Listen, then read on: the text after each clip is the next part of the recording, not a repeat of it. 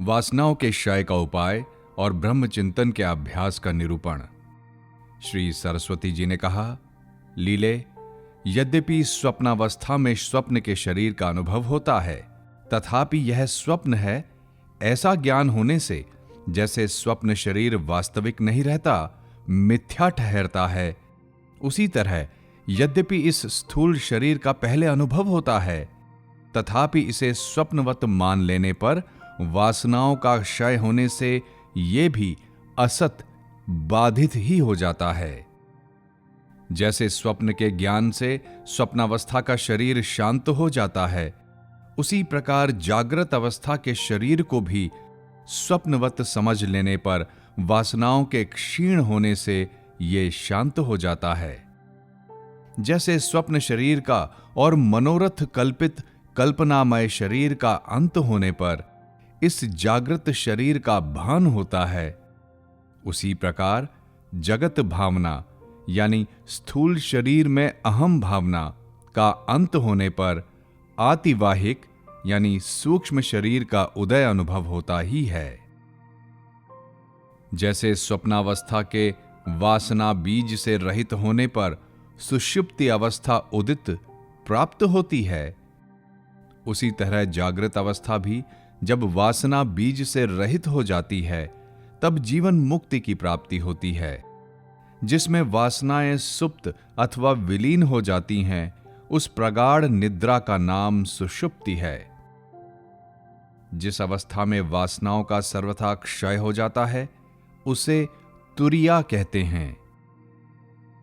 जागृत अवस्था में भी परम पद का अनुभव होने पर वासनाओं का समूल नाश हो जाने के कारण तुर्यावस्था होती ही है। जीवित पुरुषों के जीवन की वह अवस्था जिसमें वासनाओं का सर्वथा क्षय हो जाता है, जीवन मुक्ति कहलाती है। अज्ञानी बद्ध जीव इसका अनुभव नहीं कर पाते। लीले, जब पूर्ण अभ्यास करने से तुम्हारा यह अहम भाव शांत हो जाएगा, तब तुम्हारी स्वाभाविक चैतन्य रूपता, जो इस दृश्य प्रपंच की चरम अवधिभूत है, उदित एवं विकसित हो जाएगी। जब आतिवाहिकता शरीर की सूक्ष्मता का ज्ञान सदा के लिए स्थायी हो जाएगा, तब तुम संकल्प दोष से रहित पावन लोकों का साक्षात्कार कर सकोगी।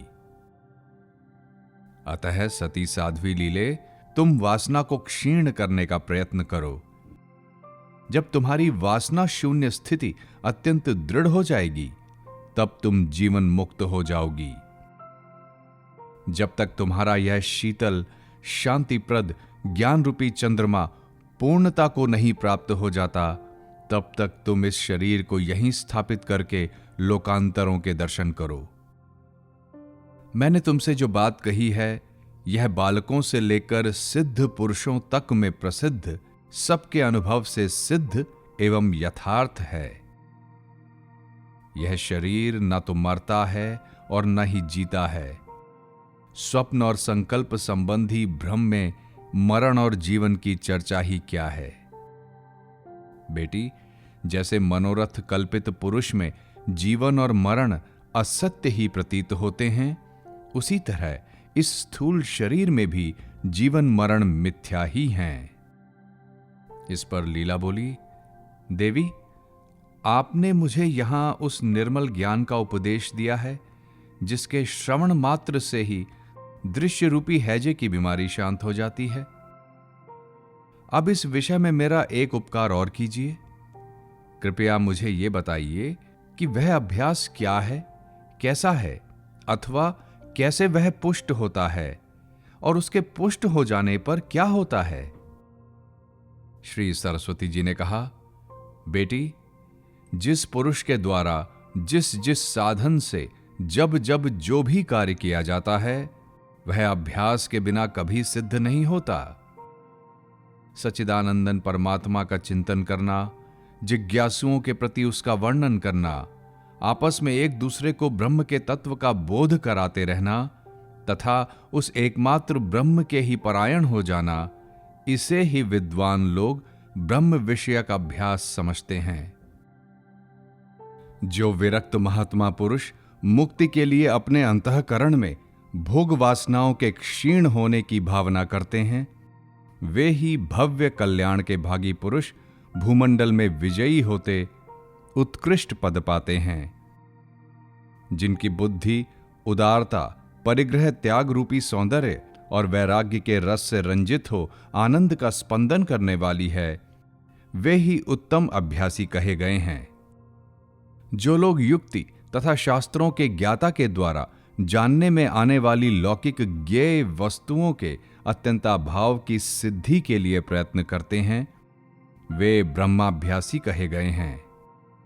यह दृश्य जगत सृष्टि के आरंभ में ही उत्पन्न नहीं हुआ, इसलिए कभी भी इसका अस्तित्व है ही नहीं।